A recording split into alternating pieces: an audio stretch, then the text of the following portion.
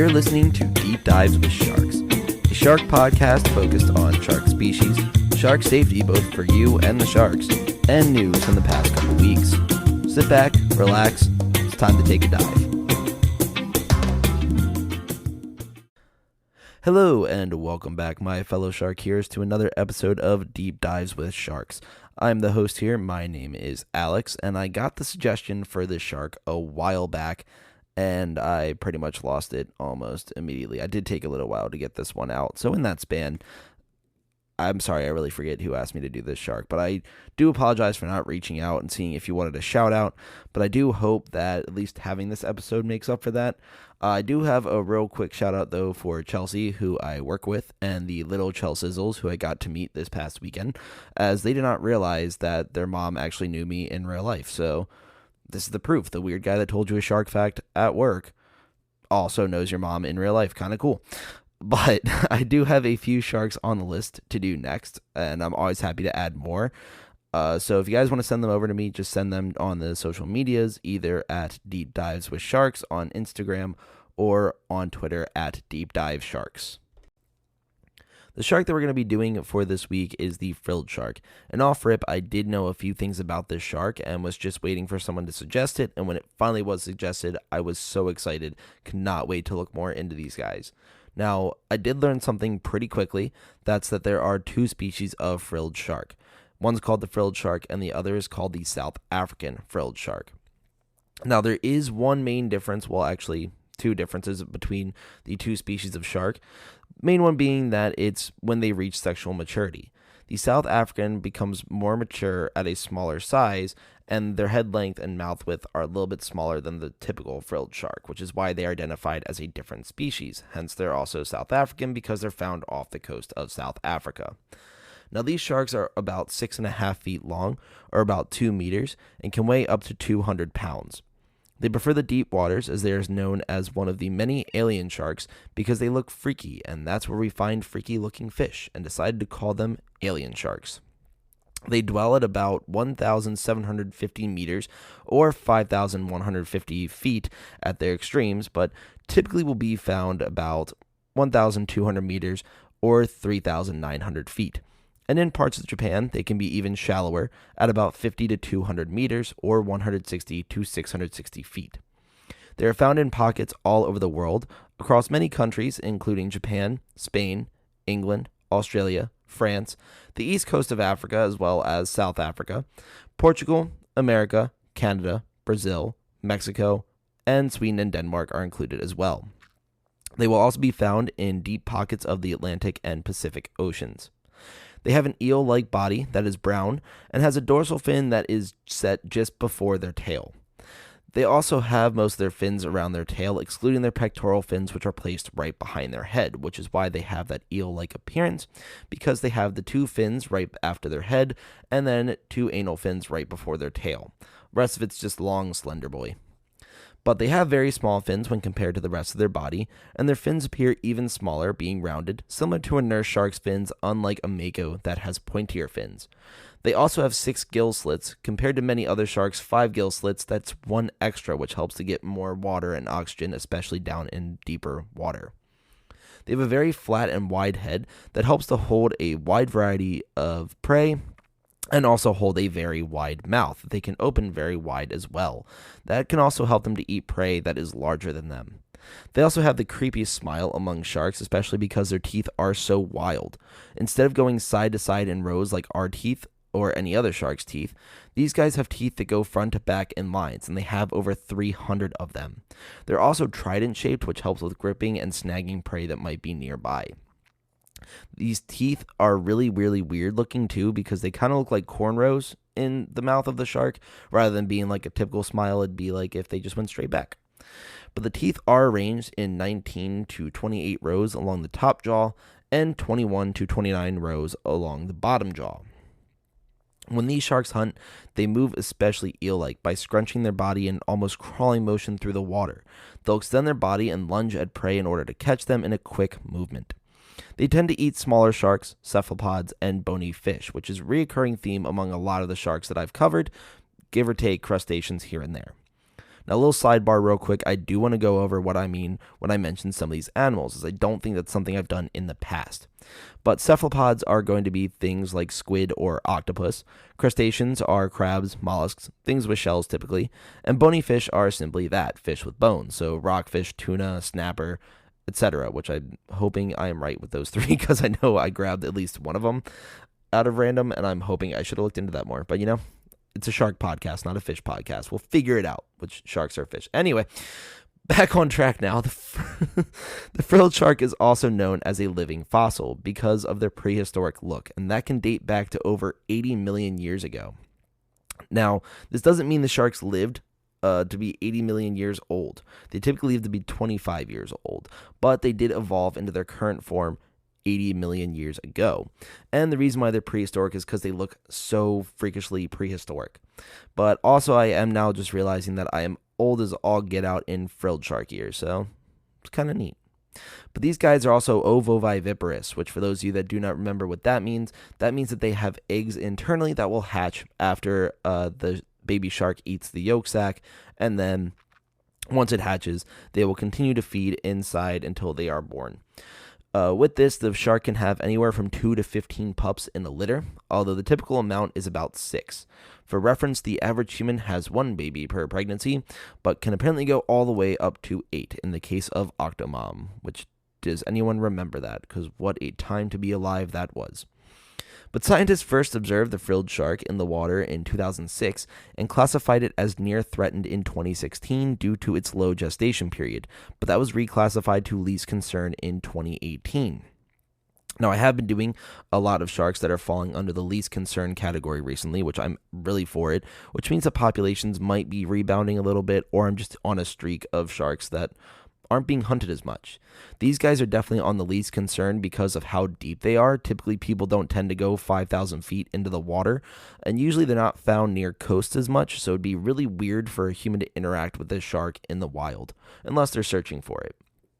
I did also come across a fact that said that these guys have vertebrae, which means they have a spine, which pretty sure many other sharks don't, since they're simply cartilaginous fish. Now, I could have misunderstood the information presented to me, so if anyone knows any better, please feel free to reach out to me on any of the social medias I've listed before.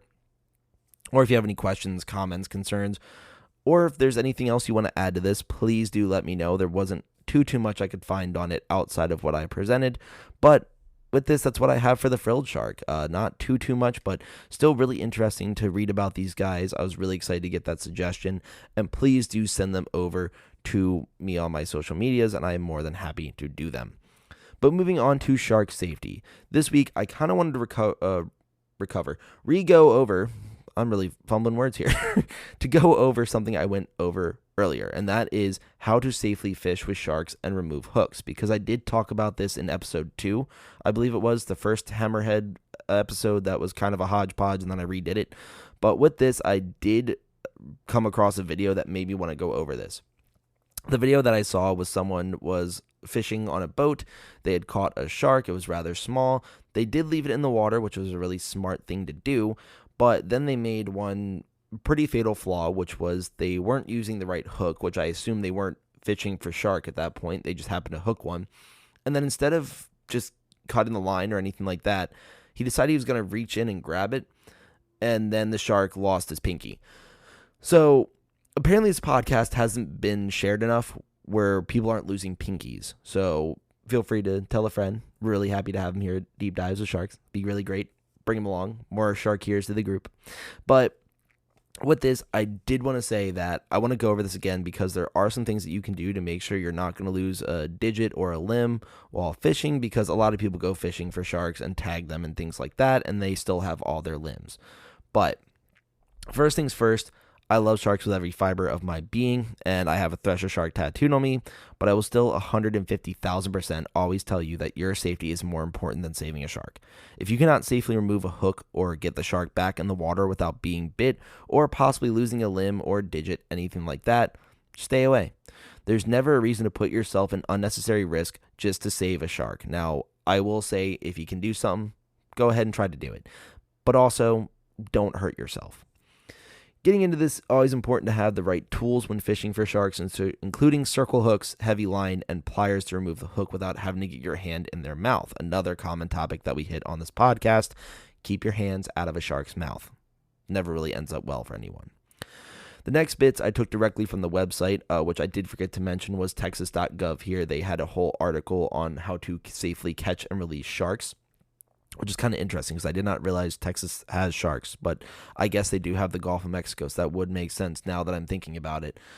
Anyway, sorry, that was a sudden come to realization there, but also shout out to Texas. They officially are the highest state listenership in the U.S., so congrats, guys. You passed my home state, which is now in third, so Texas, Florida, Maryland. Good job, guys. But with this, I did take this directly from texas.gov here, and here's great ways to keep the shark safe if it is caught. So first things first, you just want to leave it in the water if possible. Now, if that isn't possible, try to minimize the time that the fish is out of the water, just long enough to take photos and measure the fish. If possible, keep the shark from thrashing without using a net. If a net is required, use a rubber mesh landing net instead of abrasive nylon. You want to lay it horizontally, do not place it on a hot surface, or try to place it on a wet towel if possible. Use a wet rag or glove or wet hands before handling the fish. We don't want to try to dry it out. Also, cover the shark's eyes to calm it. Usually if they just see darkness, they kind of mellow out. Also, don't put your fingers in its eyes or gills. This will just irritate it. I've mentioned this very first episode. Don't punch a shark. Don't poke it in the eye. Don't jab it in the gills. None of that's going to be great. Of course, I did say that you're supposed to guide it by aiming for the gills. That doesn't mean shove a finger in there. Like, all you're supposed to do is just kind of like where their gills are, just kind of like push them away that way. They will get away from you at that point. But if they're already on land, don't start poking them in places. They're going to lunge and bite you and just make it really difficult. But now this is going back to not taking verbatim from the website. But in the case that the hook is swallowed, simply just cut the line. Don't try digging your hand inside of the shark to get it back. You might want to also bring bolt cutters so that way if you can see it and you can get those in the shark's mouth, it might bite down on them, but it's not going to do too much. Now, if the hook can be reached, you can try to cut as much of the hook out as possible because, once again, you want to try to minimize the amount of damage to the shark without putting yourself in danger. Now, remember that you are still dealing with a living shark, so don't just try to chop up its insides because that's not going to be great. You probably would rather have a hook in you than just chopped up insides with bolt cutters. So try to make sure that you're doing this smartly, safely, and you're actually trying to get the hook out, not just make a Picasso of a shark. But remember, try to remove the hook the same way that it went in. Don't just grip it and rip it. Doesn't work very well. That's going to cause a lot of damage. Of course, if that is the only option you have and you're running out of time and you can see it in the lip, but the shark's fighting, just get it out if you can. You want to try to be gentle, but you also might have to use some force. So like I just said, try to be smooth with it, minimize the damage. But I mean, as I mentioned earlier in episodes as well, sometimes sharks are going to be jerks. They're not going to understand what's happening. They're not going to be like, oh, they're being nice and removing this. They're thinking you're going to hurt them more, so they're freaking out. But do not put your fingers anywhere in the shark's mouth. I don't care how small or cute it looks, even if it's an epaulette shark, a dwarf lantern shark, which is the smallest, a cookie cutter shark, because I did an episode on them. They'll take your finger right off. They may look adorable to you, but if you start putting your finger, it's like if you put a finger in a growling dog's mouth, it's going to bite you too. But difference is sharks have much sharper teeth. So if you catch a shark, don't put your hand in its mouth. But once the shark is free of the hook, just get yourself out of the way. It's going to be trying to get away probably the entire time. So what you got to do is once that hook's out, just let it go. It's going to scurry back in the depths. You're going to have all your fingers. You're going to have hopefully your hook back. Not going to have to get others. Now, of course, with that, bring backup hooks or tools in case you drop anything in the ocean or if you have to cut that hook free, because a shark would probably rather go on with a hook than be dead. But with this as well, we've all been on a boat or on a dock and accidentally dropped something over, so it's a good shot that you might lose those pliers by accident or you might lose the bolt cutters, something like that. If you have something extra, try to bring it with you. But if someone actually throws something off the boat on purpose, yell at them, because we're trying not to pollute our waterways here. Let's try to keep it clean. Also, know when you are or are not needed in this hook extraction. So if people are already there and they're removing the hook, don't crowd over them. Don't stand on top of them, taking up all their space. It's time sensitive. You want to try to get the hook out as fast as possible, but also safely. So you don't want to just do a bunch of harm and then have more harm done because people can't do what they need to do. It's okay to be supportive and grab things like that. I'm not saying jump overboard, but I am saying, take a step back, watch from a distance. You don't need to be standing right on top of people.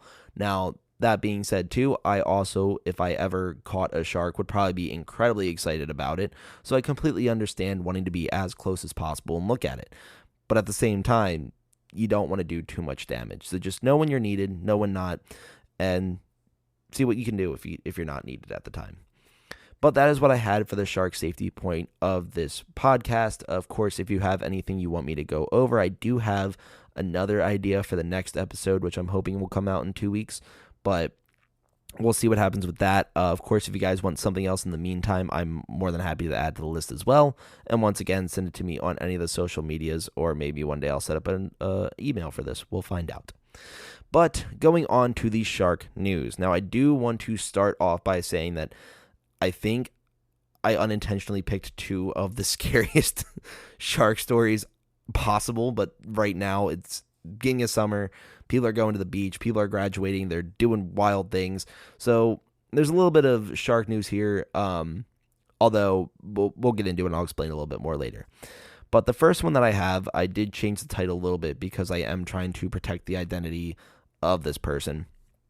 But its missing graduate's friends tried to stop him from jumping off party boat and into, quote, shark-infested ocean. And this was reported by the New York Times. Now, this story irritates me for a number of reasons. First off, term shark-infested is rather insane to me because sharks live in the water. We don't really inhabit human-infested homes, so it doesn't really make sense. That's the first thing that irritates me is whenever I see shark-infested waters. They just live there. But another thing is that this entire situation was incredibly avoidable, but it seemed like every wrong decision this person can make, they did. So this kind of tacks on to shark safety here is why we're going to go over this. But for backstory, the graduate, who I've decided to keep anonymous, even though you can find out who he is very easily because there are a million news stories on this, was on a party boat in the Bahamas with some friends and other recent graduates near Atoll Island when he decided he would jump off the boat. Now, when you decide to jump off, it was nighttime, which means it's dark. And as mentioned before on the pod, don't swim in the ocean or at bays at night. You can't see what's there. And even if there aren't sharks, it's still a very dangerous situation. You could get clapped by a wave, anything like that. There's just a lot of unknown going on. You can't see what's around you. It's not a smart idea. Now, according to reports, the graduate's friends tried to stop him from jumping off the boat, which he decided he was going to do it anyway. Once in the water, a life ring was thrown in his direction, and once again, he decided to not do the smart thing, and as of typing, he's still missing because he swam in a different direction. Now, the article did go on to mention that the ship's crew did do all the proper man overboard procedures, and this kid could have easily swam to that life ring, and this outcome could have been completely different. But instead, he decided he was going to jump off the boat, swim away from the life ring, and they don't know where he is. Now, as you may remember, my girlfriend and I recently went to the Bahamas, and every cruise staff as well as excursion staff member were friendly and went over the proper safety protocols before we even went out onto the water. In this case, the party boat staff cannot be blamed for his disappearance, as they did do everything they were supposed to do, as followed up in the investigation. All I can do at this point is just hope for the best outcome and hope he's doing all right wherever he may be. But if you are on a boat or any water, be smart. You can get hurt, and it is possible to find yourself in a dangerous situation, but just remember the protocols that you were taught before starting and follow them to the best of your ability. Now, in the article, there are multiple videos, and people mentioned it appeared a shark-shaped animal was moving towards him, but in the videos, you don't really see anything besides the dark ocean below and around him. Now, is it possible that he was bit by a shark? Absolutely. You're in the Bahamas. There's a lot of sharks there. But you also don't hear about people getting bit by sharks every single day. So it's possible, but also maybe not.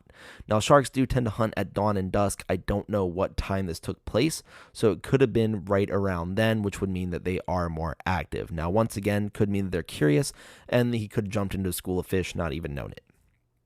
But I feel that the story was a little bit clickbaited by adding shark-infested waters to the title, as many of these news articles have done, which once again is a very stupid phrase.